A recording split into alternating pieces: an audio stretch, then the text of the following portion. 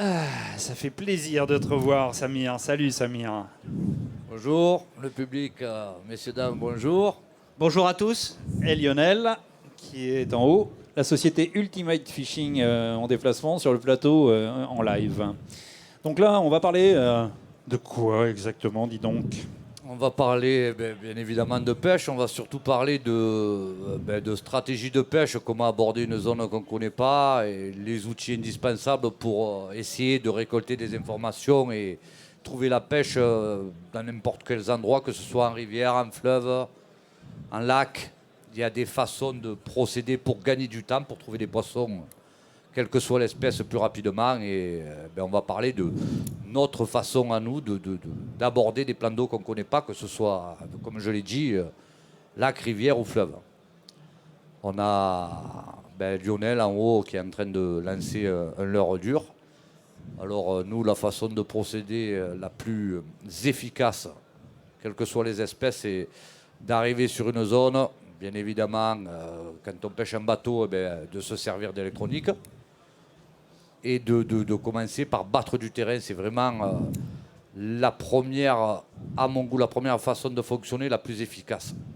La journée passe vite et on va essayer de, grâce aux sondeurs et grâce aux différents leurres qu'on va utiliser, on va essayer de gagner du temps pour trouver les bonnes zones en fonction des espèces qu'on recherche. Alors pour ça, tout simplement, on va commencer bien souvent la pêche quand on ne connaît pas au leurre dur. C'est malheureusement des choses qu'on voit pas beaucoup, parce que la mode, c'est beaucoup les leurres souples, c'est voilà.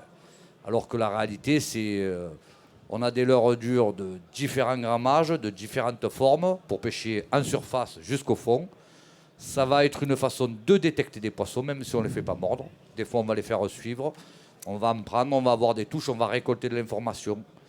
On va trouver des zones, on va accrocher. Si on met un crankbait, voilà le lipless qu'il a, par exemple. Parle-moi de ce lipless. Tu peux le montrer, tu vois, tu as une toute petite caméra sur ta gauche. Oui. Et puis tu regardes ce que ça donne à l'écran quand tu présentes. Regarde à l'écran en même temps. Voilà, ce leurre est dépourvu de bavette.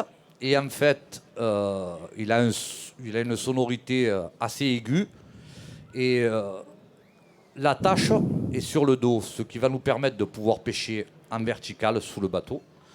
On va pouvoir lancer, ramener de la bordure jusqu'au bateau. Et on va vraiment pouvoir, grâce à ce lipless-là, moi j'adore pêcher avec ce type de leurre. Quand j'arrive dans des endroits où je ne connais pas du tout la tenue des poissons. Pourquoi? Parce que regardez, on le voit bien dans l'aquarium, le leurre va au fond très rapidement. Et par contre, Lionel, lance s'il te plaît. Si on veut pêcher entre deux eaux, voilà, il lance, il va bloquer, il va ramener plutôt rapidement. Il va pouvoir faire évoluer ce leurre dans toutes les couches d'eau. Et ça, si vous voulez, tous les leurres durs ne le permettent pas. Et donc son intérêt réel, c'est que on va pouvoir pêcher juste sous la pellicule d'eau ou dans des profondeurs assez correctes, 7, 8 mètres, à condition de le laisser descendre, et récolter des informations pour gagner du temps sur la tenue des poissons ou des obstacles. C'est une particularité du lipless crank en l'occurrence. Tout à fait. Et par rapport à sa sonorité particulière, l'intérêt de ces produits-là, c'est qu'on va graisser les poissons. Ça a des sonorités vachement aiguës qui ne laissent pas les poissons indifférents. En principe, avec ces leurres-là, ils suivent, on les déclenche, ils tapent dedans, on les énerve, on les agresse et on récolte des informations. Ça arrive régulièrement que sur des plans d'eau qu'on ne connaît pas, on arrive, on pêche à deux au crankbait, au lipless, et on se rend compte qu'on fait venir un banc de cendre ou un banc de perche jusqu'au bateau. Là, même si on ne les a pas pris, il y a des moments où ils vont taper dedans, d'autres moments non. On les a repérés, on va pouvoir revenir sur la zone et pêcher avec d'autres leurres pour les faire mordre. On a besoin d'indications. Le principe, c'est simple, c'est gagner du temps. Pour ça, il faut des outils un peu de ce type où on va pouvoir, quand on ne connaît pas, pêcher vraiment, et j'insiste là-dessus, toutes les couches d'eau. Surtout si on a la chance d'être deux sur le bateau. Il y en a un, comme il animait tout à l'heure, va pêcher très près du fond. Et le second va pêcher un peu plus haut dans la couche d'eau. C'est bien ce que tu dis, Samir. Pourquoi? Parce qu'il y a beaucoup de gens qui n'achetaient plus de lipless pour la simple bonne raison que dès qu'ils voyaient les hameçons dessous, ils disaient « Oh bah non, je vais le perdre ». Alors bon, on n'achète aucun leurre parce qu'on va tous les perdre dans ces cas-là. Si on part sur ce principe-là, il ne faut pas aller à la pêche tout simplement, alors qu'il y a quand même des combines. Voilà, c'est ça. Ce que tu viens de stipuler juste avant, c'est-à-dire le lancer ramené comme l'a fait Lionel avec les stops, c'est-à-dire qu'on ne va pas au fond, on n'accroche pas systématiquement. Bien sûr. Le truc, c'est vraiment ça. Et puis, si on sait adapter ces montages, c'est facile. Si j'arrive sur une zone, je vais récolter de l'information. Si j'ai peur, l'anneau brisé de dessous, je peux faire 2 doubles avec un fil. Et quand j'accroche, je casse, je laisse que le triple sur la branche. C'est aussi simple que ça, je ne perds pas mon poisson nageur. Tout simplement. On est d'accord, il y a l'explication, mais ne dire j'achète pas ce leurre parce que je vais le laisser, au fond, non. C'est juste triste. Il ne faut pas oublier que les leurres, c'est vraiment une règle. Il faut les considérer comme des outils. Si on a différentes vibrations, quelques couleurs, quelques opposés en couleurs, des leurres qui creusent, des leurres qui vont pêcher sur la surface et entre deux eaux, avec ça, on doit arriver à prendre des poissons, quelles que soient les espèces, n'importe où à travers le monde. Ça, j'insiste bien. C'est vraiment une base. On n'a pas un leurre fétiche. On ne peut pas réussir une partie de pêche, quel que soit l'endroit, avec un leurre. C'est pas possible. Ça va marcher 1 heure, un jour, une semaine. Mais ça ne va pas marcher indéfiniment. Le poisson est comme nous, il a son humeur. Un coup il est en bas, un coup il est en haut, un coup il a besoin de couleur pétard pour l'agresser, un coup il a besoin de leurre complètement imitatif. Il est comme nous, un jour on ne peut pas manger tous les jours la même chose, c'est pareil. Et tous les jours on n'est pas en forme, c'est pareil pour un poisson. Alors pour beaucoup de gens, Samir est connu, mais pour certains internautes qui arrivent, il faut savoir que Samir a commencé, on parlait tout à l'heure avec Alain, qui était juste avant toi à Maragou, la compétition à peu près dans les mêmes années, c'est-à-dire qu'il a fait sa première compétition en 92, donc toi c'est à peu près pareil. Oui, mais j'insiste, il est plus vieux que moi. Petite dédicace. Ça, c'est une petite balle qu'il lui envoie. Mais ils ont fait des années de compète. Tu t'es fait remarquer tout le temps dans chaque compétition par la façon dont tu t'exprimes, par le rire, l'expression sympathique que tu as, mais après par les résultats. Vous avez, parce que tu n'étais pas seul, vous avez souvent été premier, très très très très souvent. Et quand tu n'étais pas premier, ça se passait, c'était un peu chaud, mais tu trouvais toujours une solution. Donc aujourd'hui, tu travailles chez Ultimate, tu apportes tes connaissances et ton expérience chez Ultimate Fishing. Ça, c'est super important. Et tu travailles pour cette société maintenant. Bien sûr, ça fait quelques années maintenant que je travaille pour Ultimate, où j'ai beaucoup de plaisir parce qu'on essaie de développer des leurres de plus en plus simples d'utilisation. En fait, le but, c'est de trouver le truc pour prendre toujours plus de poissons. Et avec une société comme ça, c'est un pur bonheur de développer des leurres adaptés à notre marché surtout et d'une simplicité d'utilisation. Et je pense que c'est réciproque. Bien sûr, bien sûr. Pour Ultimate, ils sont fiers d'avoir des gens comme toi aussi pour pêcher, pour découvrir, pour pouvoir promouvoir ces leurres. Lionel, fais-nous nager. Autre leurre, s'il te plaît, Lionel. Autre leurre, s'il te plaît. Parce que nous sommes sur la recherche des carnassiers au leurre. Alors, on est passé d'un lipless crank à l'instant. À quoi allons-nous passer maintenant? Alors, qu'est-ce que tu vas nous présenter, Lionel? Lionel, qu'est-ce que tu vas mettre? Ah bah, attends, il y a un choix, pareil, sur les prospections assez rapides. Oui. On peut parler du crankbait, parce que tu parlais du lipless crankbait, en fin de compte. C'est son pendant, mais l'avantage, c'est qu'il est flottant. Donc, il va passer très bien aussi dans tous les obstacles. Donc, c'est un leurre de prospection rapide, je vais vous montrer. Présente-le, s'il te plaît. Voilà, justement, avant de le monter sur la canne. Voilà. Très grande bavette. Oui. Alors voilà, il existe différents types de crankbait avec différents types de bavettes. Voilà. Donc après, différents types de sonorités, à savoir que celui-là, il n'en a pas. Voilà.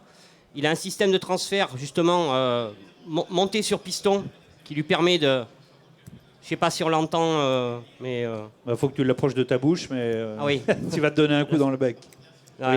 On l'entend pas. Si. Si. Oui, on entend la transition. Voilà. Si. Et donc, c'est un piston qui lui permet... Après, il est aimanté, donc dès qu'on tire, il revient s'aimanter. Donc, il lui redonne son équilibre, on va dire. Voilà, le piston ne sert qu'à la propulsion. Voilà. Le piston va servir à gagner En distance aussi. en distance de lancer, ce qui va vous permettre de battre beaucoup plus de terrain.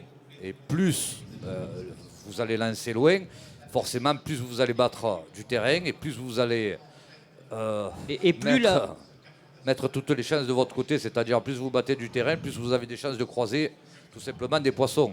Ça commence par là quand on ne connaît pas une zone. On bat du terrain le plus possible. Si on a la chance d'être à 2 sur le bateau, c'est parfait. Ou même du bord, hein, c'est la même règle valable. Hein. battre beaucoup du terrain pour récolter des informations.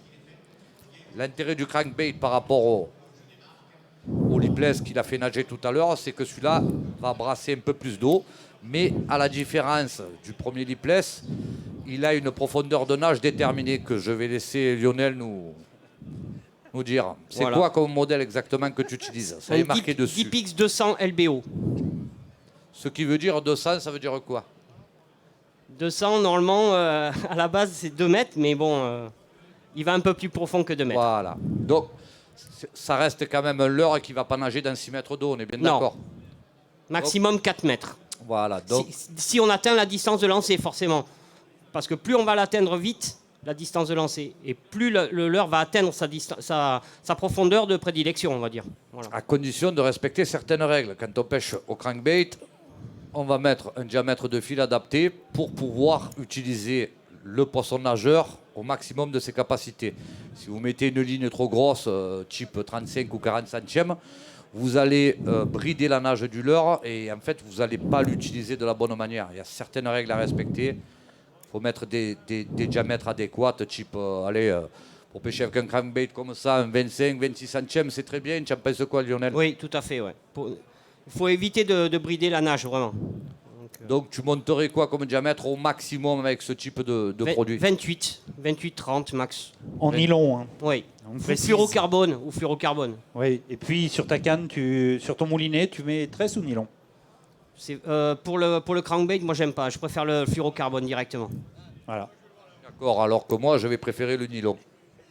Mais c'est un choix qui se respecte, C'est le exactement ça. fluoro, c'est un choix qui se respecte. Moi je vais préférer le nylon pour ces pêches au crankbait pour les raisons qui sont simples. Hein. C'est que c'est un leurre qui va brasser de l'eau et quand le poisson va le prendre, j'ai besoin de moins sentir la touche et d'avoir cet effet retardateur dont on a besoin, c'est-à-dire le carnassier va se saisir du leurre, il va se tourner et en fait on a besoin d'un retardateur justement pour pas lui enlever le poisson nageur de la gueule. C'est un peu ça ma crainte quand je pêche avec du fluoro par rapport à Lionel. Élasticité, tu veux dire. Voilà, c'est plus élastique, donc le poisson a le temps de se tourner avec le leurre. Parce que si on pêche au fluoro, si je le sens, j'ai tendance, c'est souvent un réflexe, hop, de ferrer, Et salut. et c'est pas ce qu'il faut faire. Donc, plusieurs coloris, je suppose, Oui. sont disponibles sur ce leurre, ce crank. Donc, vous avez toute la gamme est tendue sur le stand Ultimate. On va parler plutôt de son animation, c'est assez simple. Ouais. On lance, on ramène, mais on peut faire aussi des pauses, on peut aller très vite, faire des pauses de quelques secondes au fond, c'est souvent là que Et les il poissons remonte prennent. aussi assez rapidement, donc ça permet justement aussi de passer sur différentes couches d'eau pour justement trouver la profondeur et où se situe le poisson aussi. Donc, Alors en principe, déjà, quand on a passé avec un crankbait, un lipless, si on n'a pas eu de résultat avant de passer au leurre souple, on va continuer à aller vite. Et là, tu n'as pas un petit chatterbait à Si. nous faire nager là? ouais. Ah, Ça Mais je crois que tu en as un aussi. Oui, oui, j'en oui, ai un, là, il y en bien a sûr. un ici Voilà. aussi. Ouais. Mais si tu veux, là, il n'attrapera pas des poissons sur la table. Hein. Là, je le montre, mais il va pas attraper du poisson sur la table, non. Puis l'animation sur la table, ça sera pas trop évident. Donc c'est plutôt à toi. Chatterbait avec un grammage de. Ça, c'est un grammage à vue de nez Ah tiens, bah, il le montre là-haut, tu vois. de 21 grammes, je crois. Je sais pas Combien le grammage, Lionel? Moi, je suis un peu un grammage différent. Je dois avoir, je sais plus si c'est 14 grammes, je crois. Ouais, bon, peu importe, pas très lourd, quoi. Autour Oui. de 15 grammes, hein, on va dire. Alors, à savoir que ça aussi, ça fait partie des leurres dits de prospection rapide, hein, comme les deux leurres précédents. C'est des leurres assez simples d'utilisation qui vont vous permettre, toujours pareil, dans cet esprit de recherche, de trouver le poisson, d'aller rapidement et de peigner beaucoup de zones pour justement attraper plus de poissons quand on ne connaît pas ou trouver les bonnes zones les plus productives. Hein. Et ce leurre-là, voilà, s'adresse quasi à tous les carnassiers. On va prendre des black bass, on va prendre des grosses perches, on va prendre des brochets, on va prendre des silures s'il y en a. Et les cendres, suivant les périodes, quand ils sont un peu suspendus, un peu sur les cassants, on va les prendre de la même manière, à condition d'adapter le trailer derrière Bien entendu. qui va faire son rôle aussi. Allez, on anime Celui-ci, on arrive bientôt au final du temps. Hein. On est toujours, si vous voulez, la vraie règle dans la stratégie, la découverte de zone, c'est pas perdre son temps, battre du terrain, trouver le truc qui va déclencher les carnassiers. C'est vraiment ça. Et grâce à ces 3 outils qu'on vous a présentés, avec ça, vous pêchez quasi toutes les profondeurs et toutes les espèces. Si vous voulez, c'est assez simple, quoi. C'est à la portée de tous. Le leurre, on peut le ramener très vite. On peut pêcher vraiment, par exemple, là, voilà, on peut pêcher au fond, on peut pêcher entre 2 eaux. C'est nous qui définissons vraiment l'action dont on a besoin ou dont le carnassier va répondre. C'est facile, hein. Il peut aller très vite, comme on peut le voir là. Il peut ralentir, laisser descendre le leurre au fond. Et déjà, quand on a passé 3 ou 4 modèles et qu'on a pêché 1 heure ou 1 heure et demie, en principe, on a déjà des informations, on a des poissons qui auront suivi le leurre, qui auront tapé le leurre. On aura eu de l'information pour pouvoir affiner sa pêche derrière sur des zones qu'on ne connaît pas. Et c'est le but, quand on arrive sur des endroits qu'on ne connaît pas, avant de commencer à peigner au leurre soupe et de rester demi-heure sur une zone où on suspecte la présence de poissons, vaut mieux battre du terrain, multiplier ses chances pour s'enrichir encore plus vite et gagner ce temps précieux qu'on a besoin pour réussir une belle partie de pêche, quoi.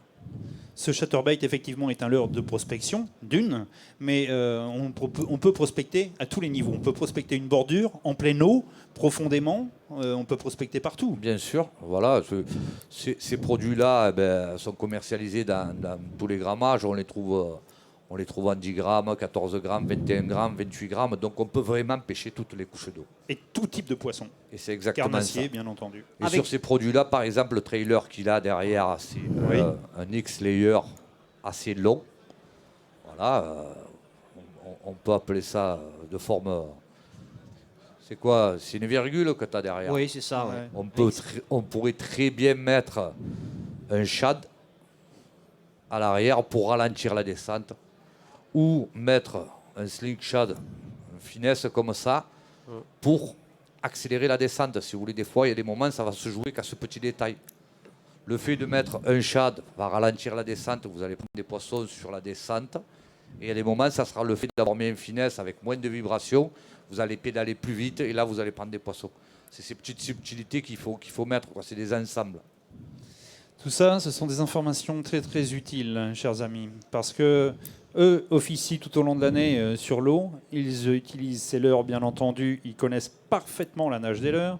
Samir donne aussi des petites descriptions utiles aux leurres pour vous. Ce sont des informations à prendre et à garder surtout. Et les astuces, on peut voir Lionel qui anime ses leurres et on voit bien le type d'animation. Il ne se complique pas la vie, comme tu as dit tout à l'heure. C'est très simple d'animation. C'est le but. Le but, c'est d'aller vite, dans la simplicité, et prendre toujours plus de poissons. On n'a pas besoin d'avoir des trucs super techniques, durs d'utilisation.